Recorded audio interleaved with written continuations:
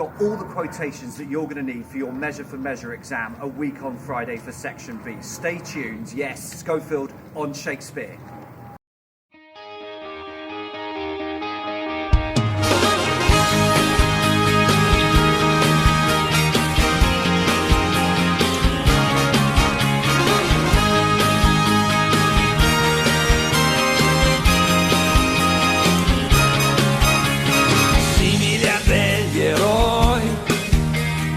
Abbiamo il cuore a strisce, portaci dove vuoi. Just to quickly recap the mark scheme, AO2 is not assessed, so you don't need to have a well-developed and consistently detailed discussion of effects of your quotations.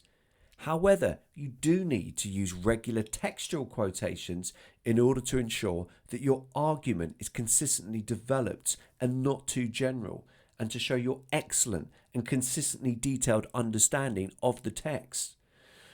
For AO5, you should aim to refer to different interpretations of the text, and so these videos are likely to be helpful.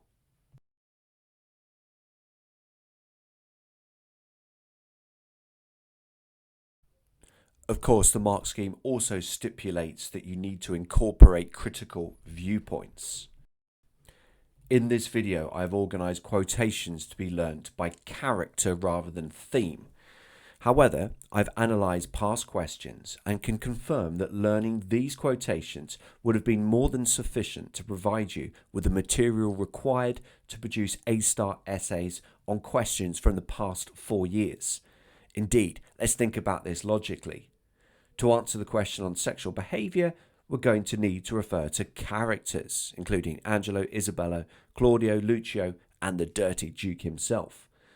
To answer the question on dishonesty, we're going to need to reference characters who behave dishonestly, including the Duke, deceiving everyone with his disguise, Angelo trying to bribe Isabella, and even Mariana going to bed with Angelo, who's under the illusion that he's sleeping with a trainee nun.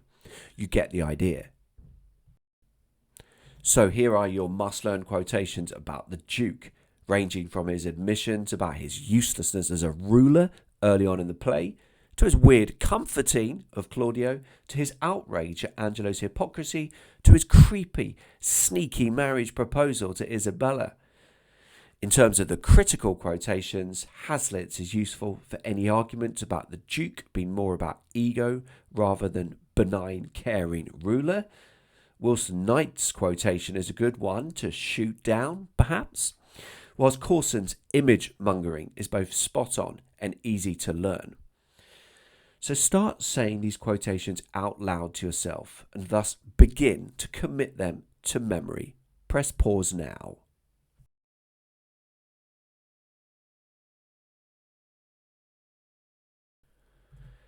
Now for your must-learn quotations on Angelo. These range from the Duke's description of him as being suspiciously cold and precise, to his convenient referencing of the law to justify his decision to execute Claudio, to his stunned musing at the awakening of some extraordinarily powerful sexual urges, to his unattractive threatening of Isabella. In terms of critical quotations, there are some interesting ones from Jonathan Dollimore, which emphasise just how much his sexual desire for Isabella violates moral and social boundaries. Widmeyer's comparison with Isabella is interesting, although perhaps less convincing. Isabella's famous lines about wearing the impression of keen whips as rubies and stripping herself to death do not have to be interpreted as her being sexually repressed. It could also mean that she's channeling every ounce of her being into all-encompassing love for her God and Creator. Fancy spending some time beginning to learn these quotations and to say them out loud a few times? Go for it. Pause time.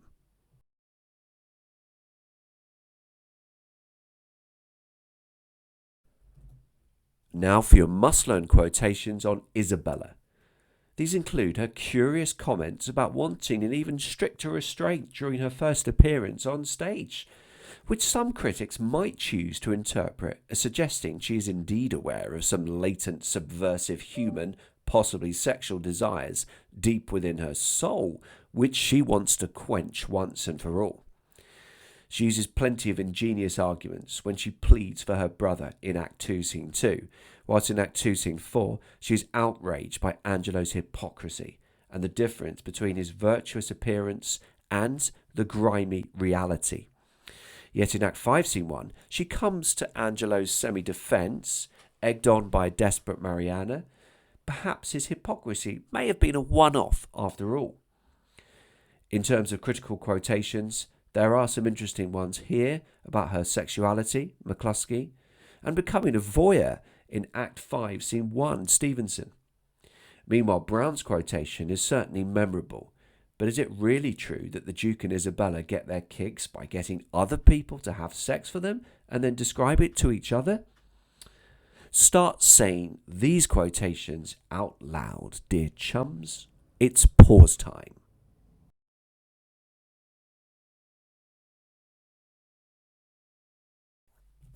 Now for a few must-learn quotations on Mariana. Mariana, alas, is rather one-dimensional. But I've chosen the Duke's simile about the perplexing non-effect of Angelo's cruelty upon her feelings for him.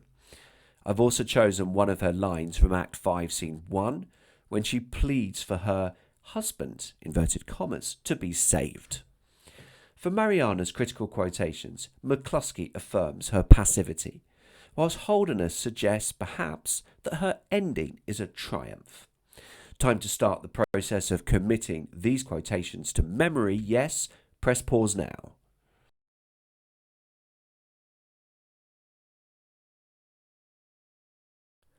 Lucio is more fun, and so we have his cheerful open admission about his own promiscuity and the effects of this, as well as that famous, refreshingly unflattering description of the Duke from Act 4, Scene 3.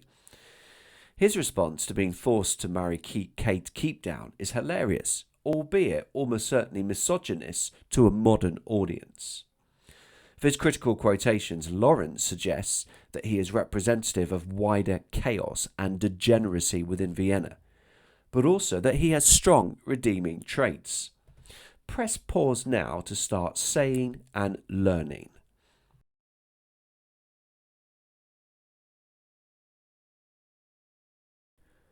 Finally, must-learn quotations on Claudio.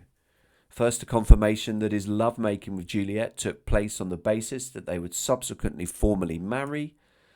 Next, he shows his fears about death, which result in him tentatively suggesting that his sister might, just might, consider some charity in sin.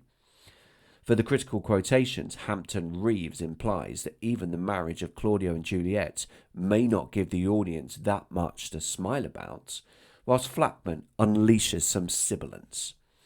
Press pause to say these quotations out loud a few times.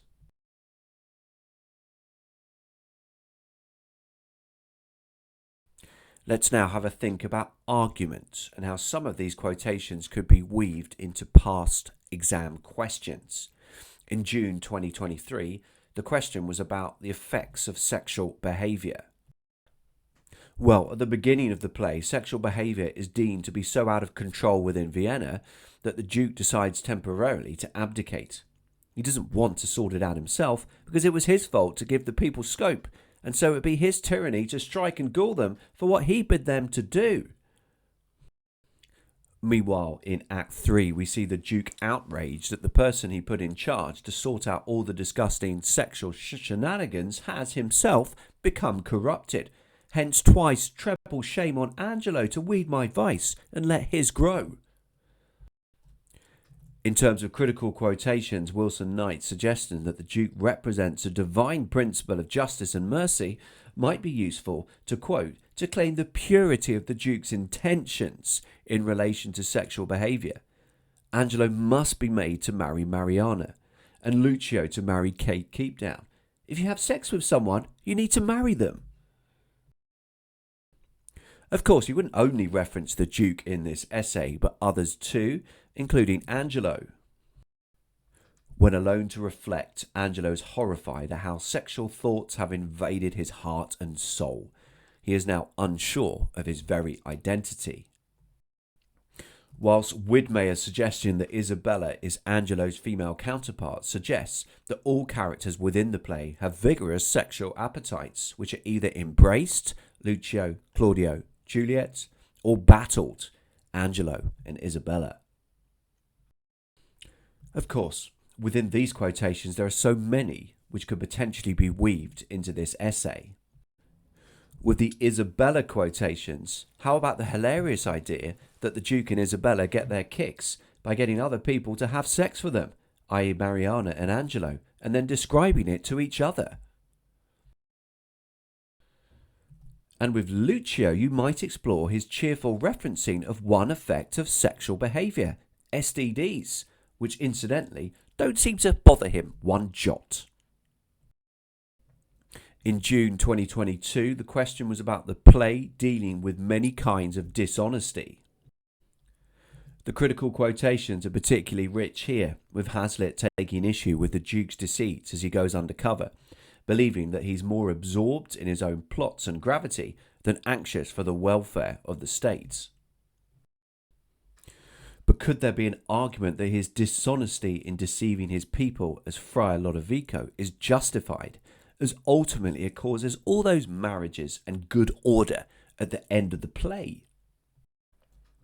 Meanwhile, with Angelo, is he being honest here, as he points out that technically he's only applying the letter of the law when sentencing Claudio to death?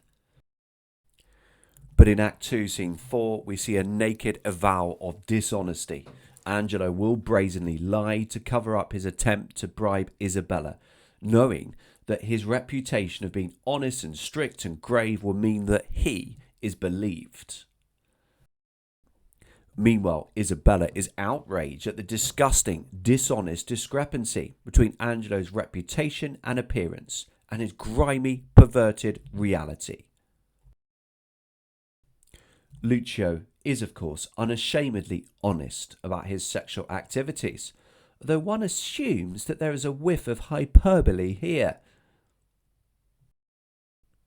In November 2020, the question was about the conclusion of the play and whether it is full of uncomfortable moral choices. An obvious point to explore would be the Duke's marriage proposal to Isabella, including the creepy way he uses parallelism to seamlessly shift from revealing and pardoning Claudio to suggesting that she now might like to give him her hand and say she will be his. We might use Wilson Knight to counter the idea that the conclusion of the play is full of uncomfortable moral choices. The Duke has had difficult decisions to make, yes, but ultimately he is benign, indeed more than benign. He represents a divine principle of justice and mercy. At the end of the play, everyone is spared, appropriate marriages are insisted upon, and Vienna can start afresh, cleansed. Indeed, in relation to Angelo's fate, there is arguably nothing immoral or uncomfortable about the Duke demanding that he marries Mariana and becomes a decent man and husband.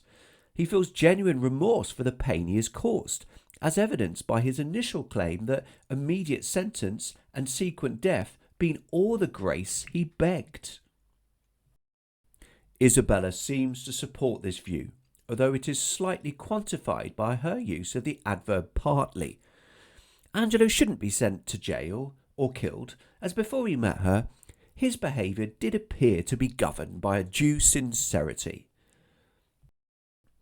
And given the steadfastness of Mariana's loyalty and devotion, how can there be anything problematic about taking a decision which transforms her into one of the play's victors? And what is unsettling about a conclusion which brings back Claudio and Juliet, whose initial lovemaking was so fruitful and so honourable? So much so that in many productions the latter appears with an adorable little baby in tow. In June 2019, the question was about the ending being happy, but also the fact that the play appeared to have a lot to say about death. Certainly, the Duke's final proposal seems uncomfortably linked to the saving of Claudio's life, The implication being that given Claudio hasn't died, Isabella really ought to marry the heroic saviour. Part of Angelo's authoritarian repressive regime results in him insisting upon death for sex outside legally confirmed marriage. Whilst it's notable that as soon as his corruption is exposed, he wants just one thing, one grace: death. Meanwhile, when Isabella is pleading for Claudio's life in Act 2, Scene 2, she makes a point about the way animals are killed to stress that humans deserve, at the least, the same protocols. But in Act 5, at Mariana's behest, she argues that Angelo should not be sentenced to death. At one point, he was a sort of sincere sort of guy. But the main reason Angelo should not be sentenced to death is that perplexingly besotted Mariana craves no other nor no better man. Claudio's terrors about the unknown possibilities of death are very real in Act 3. Where do you end up? Might we be somehow conscious as we lie and rot in cold obstruction? This has been a Schofield on Shakespeare production, giving you all the quotations you need to propel you towards an A star for A Level Measure for Measure. Many thanks for watching.